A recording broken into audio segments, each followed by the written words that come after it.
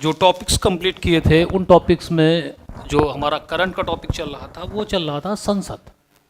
यानी हम केंद्र की विधायिका की बात कर रहे थे भाग 5 में। और केंद्र की विधायिका में हमने सभी चीज़ों को, उसका स्ट्रक्चर, प्रोसेस, सब चीज़ों पर अध्ययन कर लिया था। और अभी जो हमारा करंट में टॉपिक चल रहा है उसका नाम है संसद की विधायी प्रक्रिया। और संसद की विधायी प्रक्रिया में आपको पता है कि संसद का जो मूल कार्य है वो है कानूनों का निर्माण करना। तो कानूनों का निर्माण जो होता है वो जो अपनी प्रारंभिक अवस्था में होता है उसे कहते हैं विधेयक। और विधेयक के प्रकारों के बारे में हमने बात की थी और उसमें हमने पहले विधेयक की बात की थी साधारण विधेयक। अब इसी में हम आगे विधेयकों पर चर्चा करेंगे, लेकिन उससे पहले हम जब आपको पढ़ा रहे थे साधारण विधेयक तो उसमें एक शब्द आया था, एक टर्म आया था संयुक्त बैठक, जो विधायी प्रक्रिया में एक अहम भूमिका निभाता है। तो पहले हम जानेंगे संयुक्त बैठक के बारे में, उसके बाद हम आगे बढ़ते हैं। चलिए शुरू करते हैं।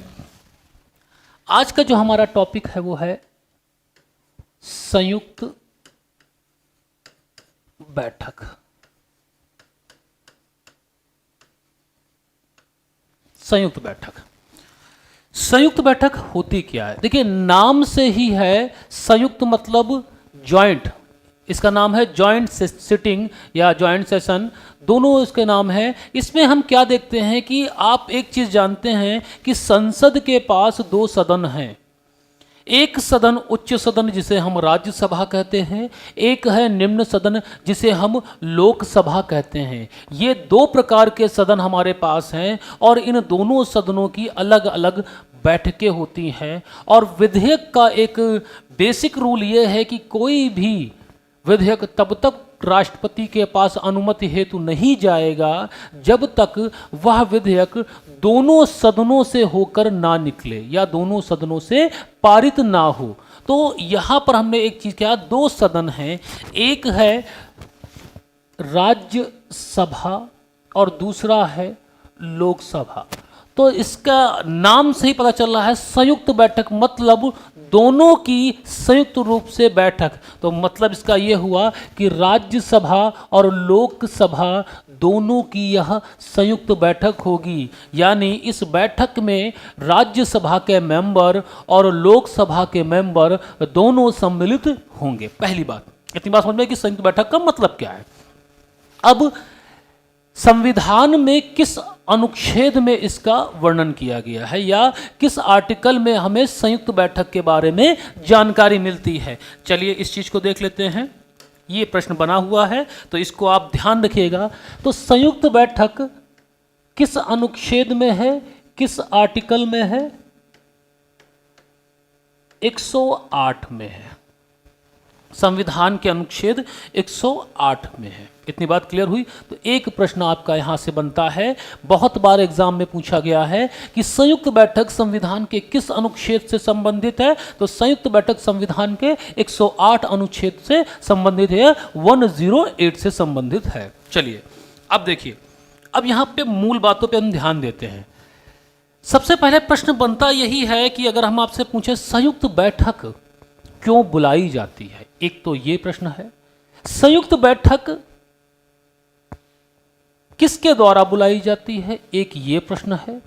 संयुक्त बैठक की अध्यक्षता कौन करता है, एक ये प्रश्न है।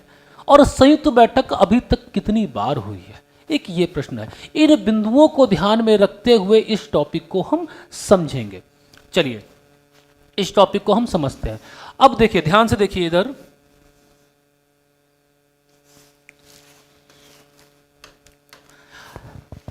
संसद का काम है कानून का निर्माण करना। यानी ये है हमारा विधेयक जिसे हम बिल कहते हैं। ये एक प्रकार का ड्राफ्ट होता है किसी विषय पर, कौन कौन से बिंदुओं पर हमें कानून बनाना है, क्या क्या कानून, उसमें क्या क्या बिंदु रखने हैं, कैसे होना है, सब चीज़ें विस्तार पूर्वक इस विधेयक में उस विषय के बारे में लिखी होती हैं जिस पर कानून का निर्माण करना है। तो विधेयक है।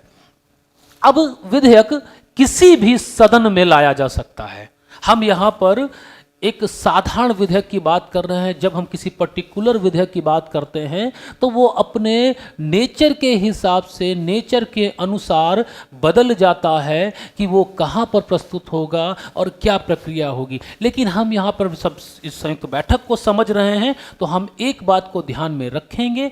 क्या रखेंगे? साधारण विधेयक की बात हो रही है। आगे हम बताएंगे कि किन किन विधेयकों पर ये लागू होता है, किन किन पर लागू नहीं होता है। तो विधेयक है। अब विधेयक जो है बच्चा, वो कहां पर आएगा?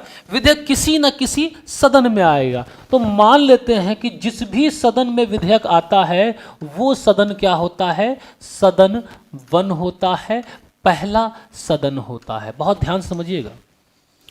अगर ये सदन लोकसभा है तो ये सदन, मान लीजिए हमने कहा कि ये सदन, ये विधेयक लोकसभा में आया है, लेकिन ये सदन राज्यसभा भी तो हो सकता है। यानी सदन 1 लोकसभा या राज्यसभा में से कोई एक हो सकता है। अब सदन 1 इसे पारित कर देगा या पास कर देगा। देखो, पारित कर दिया इस विधेयक को, और पारित करने के बाद कहां जाएगा? सदन 2 में जाएगा, दूसरे सदन में जाएगा। 2 ही सदन है। अगर पहला सदन लोकसभा है बच्चा तो दूसरा सदन अपने आप राज्यसभा हो जाएगा। अगर पहला सदन लोकसभा है तो दूसरा सदन क्या हो जाएगा? अपने आप ही राज्यसभा हो जाएगा। अपने आप ही राज्यसभा हो जाएगा। और अगर पहला सदन राज्यसभा है तो ये अपने आप ही लोकसभा हो जाएगा। बात समझ में आई? इतनी बात क्लियर हुई? चलिए अब देखिए ध्यान से। विधेयक को दोनों सदनों से पारित होना आवश्यक है। यानी ये पारित कर दे पहला सदन, चाहे वो, और दूसरा सदन पारित, तब ये राष्ट्रपति के पास जाएगा। उनकी अनुमति के हेतु राष्ट्रपति के पास जाएगा ताकि वह कानून का स्वरूप ले सके। अब देखिए यहां पे सदन 2 ने क्या किया, इनके पास ऑप्शन देखिए क्या है। सदन 2 ने एक काम कर दिया। क्या कर दिया? इन्होंने कहा कि संशोधन करो, यानी संशोधन की मांग की। संशोधन की मांग की किस पे? इस विधेयक पर संशोधन की मांग की।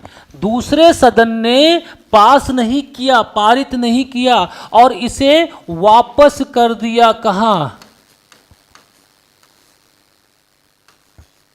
कहां? पहले सदन को। संशोधन की मांग के साथ वापस भेज दिया। अब पहला सदन क्या करता है? संशोधन स्वीकार नहीं करेगा। संशोधन स्वीकार नहीं करता। कौन नहीं करता? सदन 1, सदन फर्स्ट द्वारा। बात समझे कि सदन फर्स्ट ने क्या किया? संशोधन की मांग को स्वीकार नहीं किया। तो बच्चा एक ये कंडीशन हो गई, पहली कंडीशन। अब दूसरी कंडीशन देखो क्या है। दूसरी कंडीशन यह है कि अगर सदन 2 क्या करता है? विधेयक को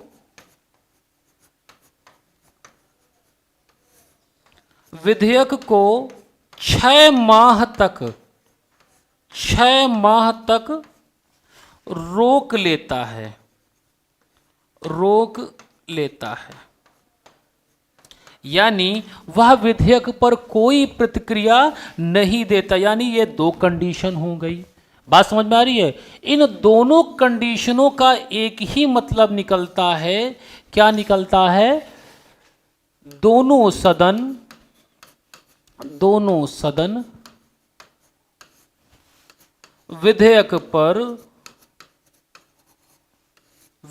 पर सहमत नहीं है।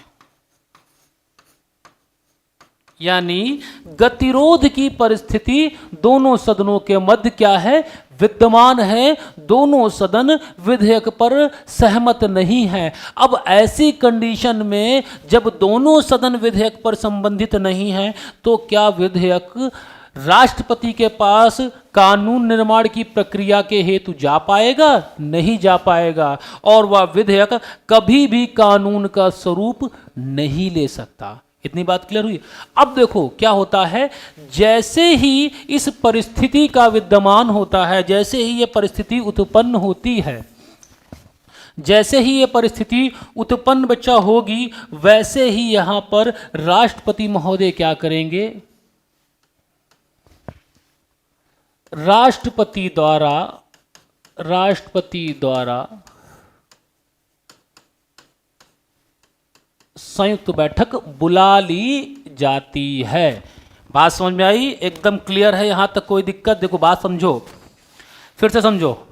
एक विधेयक है, ये विधेयक है, इस विधेयक को दोनों सदनों से पारित होना आवश्यक है, क्योंकि आपको विधायी प्रक्रिया का नियम पता है। कानून का स्वरूप तब तक नहीं ले सकता जब तक वह विधेयक दोनों सदनों से पारित ना हो जाए। तो यहां पर विधेयक पहले सदन में, जहां पर उस विधेयक को जनरेट किया जाता है, जहां इंट्रोड्यूस किया जाता है, जहां पहले प्रस्तुत किया जाता है, वह हमारा पहला सदन है। यानी अगर वो लोकसभा भी है और वो राज्यसभा भी है, दोनों को में से कोई भी सदन हो सकता है जो आप मान लें। लेकिन बात यहां ध्यान रखिएगा कि अगर आपने पहले सदन को लोकसभा माना है तो निश्चित तौर पे दूसरा सदन राज्यसभा होगा, और अगर आपने पहले सदन को राज्यसभा माना है तो निश्चित रूप से दूसरा सदन लोकसभा ही होगा, क्योंकि दो ही सदन है हमारे पास। बात क्लियर हुई? तो पहला सदन उस विधेयक को पारित कर देता है और विधेयक हमारा जाता है दूसरे सदन के पास। अब दूसरे सदन के पास जब विधेयक गया तो दूसरे सदन ने एक बात कही, उसने विधेयक को क्या किया, पुनः पहले सदन के पास वापस भेजा और कहा, संशोधन की डिमांड की, कि कहा कि भाई इस विधेयक में ये इन बिंदुओं पर आप संशोधन करिए। लेकिन पहला जो सदन है वह संशोधन नहीं करता, यानी वह दूसरे सदन की जो संशोधन की मांग है उसे स्वीकार नहीं करता है। पहली कंडीशन। दूसरी कंडीशन क्या है कि दूसरा सदन पहले सदन से पारित विधेयक को 6 माह से अधिक समय तक क्या करे, रोक कर रख ले। क्या कर ले? रोक कर रख ले। इन दो परिस्थितियों में एक बात तो समझ में आई कि दोनों सदन विधेयक पर सहमत नहीं हैं। दोनों सदन जब सहमत नहीं होते विधेयक पर तो राष्ट्रपति महोदय आर्टिकल 108 के अंतर्गत दोनों सदनों की संयुक्त बैठक का आह्वान करते हैं या बुलावा देते हैं। इतनी बात समझ में आई? बोलो, यहां तक कोई समस्या हो तो बताइए। यहां तक समझ में आई? अब देखिए प्रश्न बनता कहां से है। प्रश्न यह बनता है, दो प्रश्न यहां से बहुत बने हुए हैं एग्जाम में। पहला, संयुक्त बैठक किस आर्टिकल में है, संयुक्त बैठक किसके द्वारा बुलाई जाती है। ये दो प्रश्न बने हैं एग्जाम में कि संयुक्त बैठक किसके द्वारा बुलाई जाती है और किस आर्टिकल में है। तो दोनों का आंसर आपके सामने है, अनुच्छेद 108 और राष्ट्रपति के द्वारा। इतनी बात क्लियर हुई? बोलिए, अब आगे बढ़ा जाए। तो संयुक्त बैठक को आप समझ गए होंगे, संयुक्त बैठक को आप बिल्कुल समझ गए होंगे। अब देखिए, अब आगे तो हमारा दो प्रश्न जो हमने उठाए थे कि संयुक्त बैठक किस आर्टिकल में है वो क्लियर हुआ, संयुक्त बैठक कौन बुलाता है ये क्लियर हुआ, संयुक्त बैठक क्यों बुलाई जाती है ये क्लियर हुआ। अब देखो यहां पर एक चीज और समझो।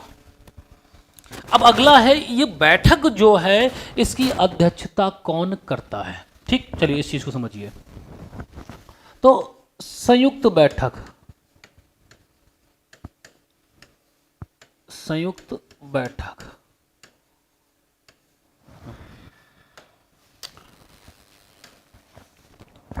तो संयुक्त बैठक बच्चा इसमें है क्या, इसमें लोकसभा और राज्यसभा का संयुक्त बैठक होती है। दोनों सदन इसमें, दोनों सदनों के सदस्य इसमें सम्मिलित होते हैं। अब संयुक्त बैठक में एक चीज और होती है, क्या, ध्यान समझिए। संयुक्त बैठक की जो कार्यवाही है, संयुक्त बैठक का संचालन जो है, संचालन वह लोकसभा के अनुसार होता है। किसके अनुसार? लोकसभा के अनुसार होता है। इतनी बात क्लियर हुई।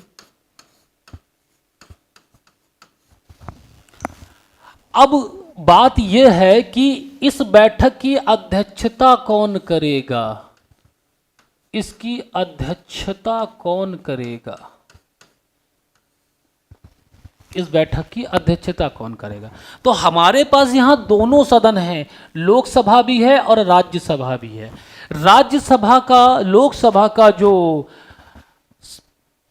अध्यक्ष, जो लोकसभा का अधिकारी है, जो लोकसभा का संचालन करता है, उसे हम अध्यक्ष कहते हैं, और सेकंड इन कमांड होता है उसका उपाध्यक्ष। इसी प्रकार राज्यसभा में सभापति होते हैं और उपसभापति होते हैं। लेकिन एक चीज यहां पर आप ध्यान रखिएगा कि सभापति महोदय जो भारत के उपराष्ट्रपति होते हैं वो राज्यसभा के मेंबर नहीं होते हैं, बल्कि नहीं होते हैं। लेकिन इसके विपरीत देखिए आप, जो लोकसभा का अध्यक्ष होता है वह पहले लोकसभा के सदस्य के रूप में अपनी शपथ लेता है और उसके बाद वह अध्यक्ष उसमें से चुना जाता है। तो इतनी बात क्लियर हुई। अब यहां पे देखिए, हमारी बात समझिए। लोकसभा के नियमानुसार होती है तो इसकी अध्यक्षता करेगा कौन? लोकसभा अध्यक्ष। लोकसभा अध्यक्ष इसकी अध्यक्षता करता है। तो लोकसभा अध्यक्ष के द्वारा इसकी अध्यक्षता की जाती है। किसकी? संयुक्त बैठक की अध्यक्षता लोकसभा अध्यक्ष द्वारा की जाती है। अब यहां पर एक चीज और समझिए। तो अब भाई व्यक्ति है और व्यक्ति के साथ कोई भी ऐसी परिस्थितियां विद्यमान हो सकती हैं कि वह अपने कार्यों का निर्वहन करने में असमर्थ है। कोई भी परिस्थिति, जैसी कोई भी, मान लीजिए अचानक तबीयत खराब हो गई या कोई भी परिस्थिति। अब ऐसी परिस्थिति में संविधान तो नहीं रुकने वाला ना, संविधान के जो नियम हैं उनके अनुसार तो चलना ही होगा। तो संविधान में यह बात कही गई है कि लोकसभा का अध्यक्ष संयुक्त बैठक की अध्यक्षता करेगा, लेकिन अगर वह अपने कार्यों को संचालित करने में असमर्थ है तब क्या होगा? तो उसकी व्यवस्था भी संविधान में की गई है। क्या व्यवस्था की गई है? ध्यान से समझिए। कहा गया है कि अगर लोकसभा अध्यक्ष अपने कार्यों को करने में असमर्थ है संयुक्त बैठक में, तो उसकी अध्यक्षता कौन करेगा? अगर ये अनुपस्थित हैं, बच्चा अनुपस्थित हैं, कौन? लोकसभा अध्यक्ष अगर अनुपस्थित हैं तो संयुक्त बैठक की अध्यक्षता किसके द्वारा की जाएगी? उपाध्यक्ष के द्वारा। किसके द्वारा? उपाध्यक्ष के द्वारा। कहाँ? लोकसभा के उपाध्यक्ष के द्वारा इसकी अध्यक्षता की जाएगी। अगर लोकसभा उपाध्यक्ष भी असमर्थ हैं अपने कार्यों का निर्वहन करने के लिए, बहुत ध्यान से समझिए, कोई वैसी बात नहीं है, सीधी सी बात है, लोकसभा अध्यक्ष के पास सेकंड इन कमांड कौन है? उपाध्यक्ष है। तो यहां तक तो मामला क्लियर है, बिल्कुल ध्यान में। लेकिन अगर ये भी अनुपस्थित हैं, किसी कारणवश ये भी अनुपस्थित हैं, लोकसभा अध्यक्ष भी अगर उपाध्यक्ष भी अनुपस्थित है, तब देखिए यहां पर दूसरा सदन कौन है? राज्यसभा। यहां पर दूसरा सदन कौन है? राज्यसभा। लेकिन राज्यसभा का जो उसका संचालन करता वो कौन करता है? उपसभापति, सॉरी सभापति। और सभापति भारत का राष्ट्रपति है, उपराष्ट्रपति है। तो उनका काम यहां पर नहीं है। तो जैसे ही लोकसभा का उपाध्यक्ष अनुपस्थित होगा और अध्यक्ष भी अनुपस्थित है, तब संयुक्त बैठक की अध्यक्षता कौन करेगा? राज्यसभा का उपसभापति। कौन? उपसभापति। बात समझो, इस चीज को ध्यान रखिए, सभापति नहीं, उपसभापति। लेकिन बच्चा एक बात और है कि अगर उपसभा भी अनुपस्थित हैं, उपसभापति भी अनुपस्थित हैं, तब बेटा इस बैठक की अध्यक्षता कौन करेगा? बैठक में से कोई सदस्य, बैठक में से कोई सदस्य करेगा। इतनी बात क्लियर है?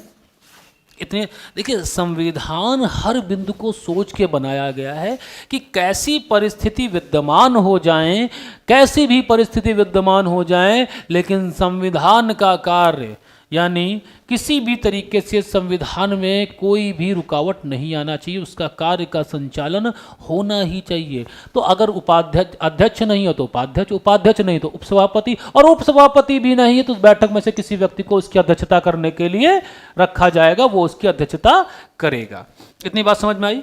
एकदम क्लियर है? कोई दिक्कत? तो अगला जो प्रश्न हमारा बनता है वो बनता है कि संयुक्त बैठक की अध्यक्षता कौन करता है? तो आप जनरली इस चीज को हमेशा याद रखेंगे कि उसकी अध्यक्षता लोकसभा अध्यक्ष के द्वारा की जाती है, लेकिन विशेष परिस्थितियों में अगर वह अनुपस्थित है तब क्रमशः उपाध्यक्ष, उपसभापति और बैठक में से कोई एक सदस्य उसकी अध्यक्षता करता है। इतनी बात क्लियर हुई?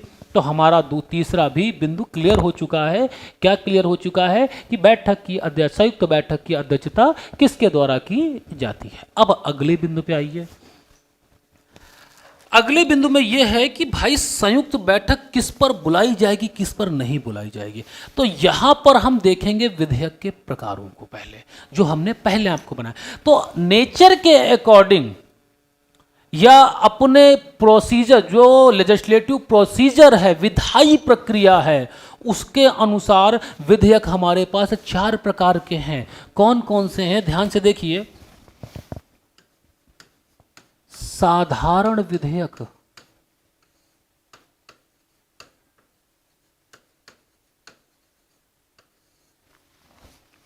वित्त विधेयक,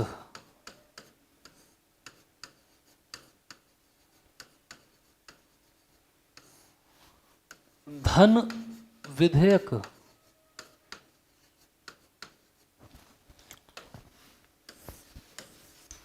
धन विधेयक,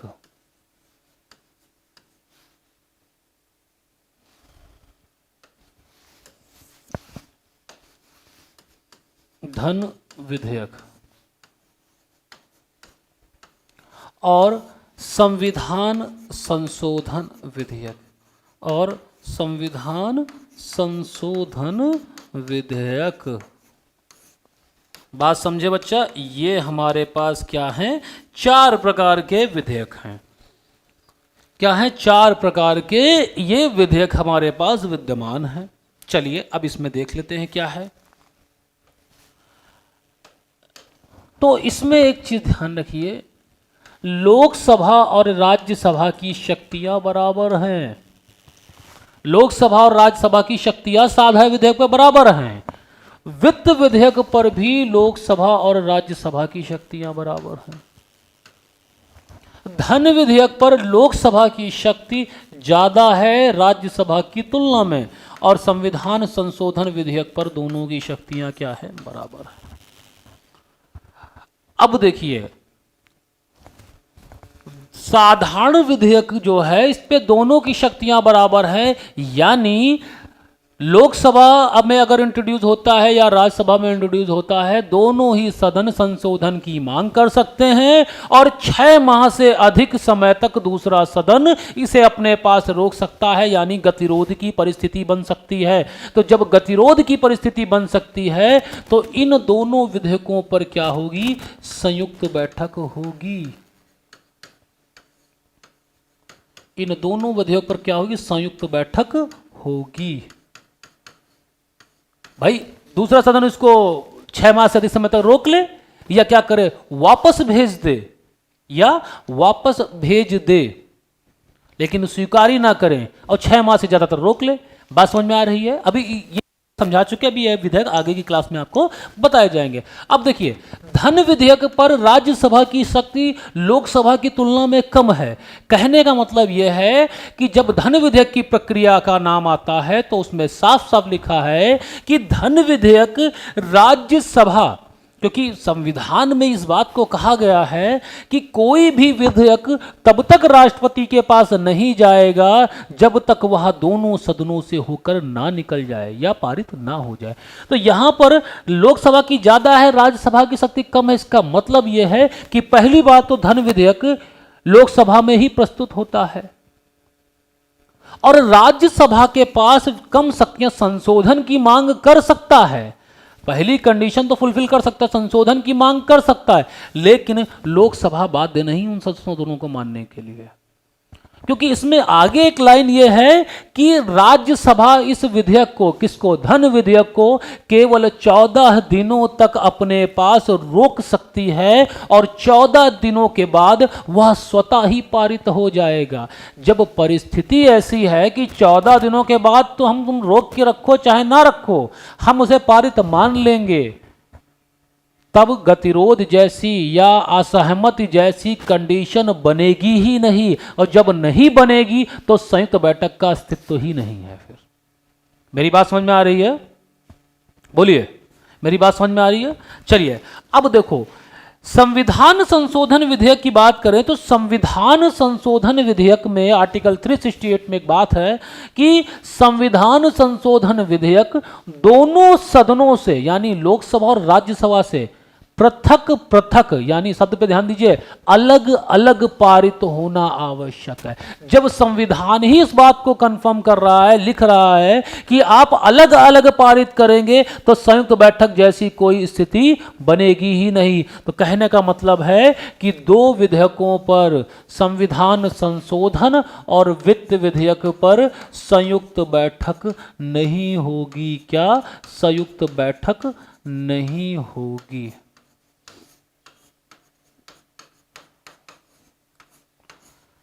बिल्कुल क्लियर है यहां तक? तो हमारा जो तीसरा जो चौथा पॉइंट था कि संयुक्त बैठक किन किन विधेयकों पर हो सकती है, उस बिंदु को भी हमने क्लियर कर लिया। इतनी बात समझ में आई। अब आखिरी बिंदु बचा है इस टॉपिक का। आखिरी बिंदु क्या है कि कितनी बार हुई है। तो बेटा देखिए, अभी तक 3 बार हुई है, 1961, 1978 और 2002 में। तो संयुक्त बैठक कितनी बार हुई है? संयुक्त बैठक कितनी बार हुई है? 3 बार। 3 बार बुलाई गई है। ठीक। कब कब बुलाई गई है? 1961 में बुलाई गई है, 1978 में बुलाई गई है और 2002 में बुलाई गई है। इन 3 में ये बैठक बुलाई गई। क्यों बुलाई गई है भाई? दोनों सदन सहमत ही नहीं थे। तो 1961 में जब बुलाई गई तो वह किस पर बुलाई गई है? उस विधेयक का नाम है दहेज निरोध विधेयक। इस विधेयक पर पहली बार संयुक्त बैठक बुलाई गई 1961 में, यानी दोनों सदनों का संयुक्त बैठक हुई इस विधेयक पर। अगला 1978 में कब हुआ? 1978 में एक आयोग बनना था, बैंकिंग सेवा आयोग, और उसके लिए जो विधेयक आया था उस विधेयक पर इसे बुलाया गया। क्या है? बैंकिंग सेवा आयोग विधेयक। इस विधेयक पर दूसरी बार बुलाई गई। इस विधेयक पर दूसरी बार यह बैठक बुलाई गई। और तीसरी बार बुलाई गई वो अध्यादेश था। क्या था?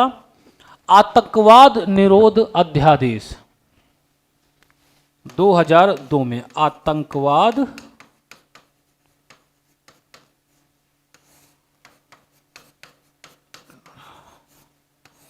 इन 3 पर बुलाई गई है संयुक्त बैठक अभी तक, 1961, 1978 और 2002 में। तो ये जो हमारा टॉपिक था संयुक्त बैठक, हर बिंदु पर आपने देखिए प्रश्न कहां से बनेगा। संयुक्त बैठक किस अनुच्छेद में है? 108। संयुक्त बैठक किसके द्वारा बुलाई जाती है? राष्ट्रपति के द्वारा। संयुक्त बैठक की अध्यक्षता कौन करता है? लोकसभा अध्यक्ष करता है, अगर वो अनुपस्थित हैं तो उपाध्यक्ष करेगा, अगर वो भी अनुपस्थित है तो राज्यसभा का उपसभापति, अगर वो भी अनुपस्थित है तो उस सभा में से, संयुक्त बैठक में से कोई व्यक्ति करता है। संयुक्त बैठक किन विधेयकों पर बुलाई जा सकती है? केवल 2 विधेयकों पर। एक तो आपका साधारण विधेयक और दूसरा आपका है वित्त विधेयक। धन विधेयक और संविधान संशोधन पर इसे नहीं बुलाया जा सकता। और अभी तक कितनी बार हुई है? 3 बार, 1961, 1978 और 2002, इन 3 पर हुआ है। पहला है दहेज निरोध विधेयक, दूसरा आपका है बैंकिंग सेवा आयोग विधेयक और तीसरा है आपका आतंकवाद निरोध विधेयक। इन तीनों पर बुलाई गई है। संयुक्त बैठक क्यों बुलाई जाती है? जब किसी विधेयक पर दोनों सदन सहमत ना हो तब संयुक्त बैठक को बुलाया जाता है। तो इन बिंदुओं को आप याद रखिएगा। ये प्रश्न यहाँ से आए हैं, हमने प्रश्नों को बता दिया कि कहाँ किन किन बिंदुओं से प्रश्न आते हैं और बार बार पूछे गए हैं। तो इन बिंदुओं को आप ध्यान रखेंगे। मिलते हैं अगली क्लास में धन विधेयक और वित्त विधेयक के साथ में बजट के साथ मिलते हैं, जिसे हम वार्षिक वित्तीय विवरण कहते हैं। तब तक के लिए धन्यवाद।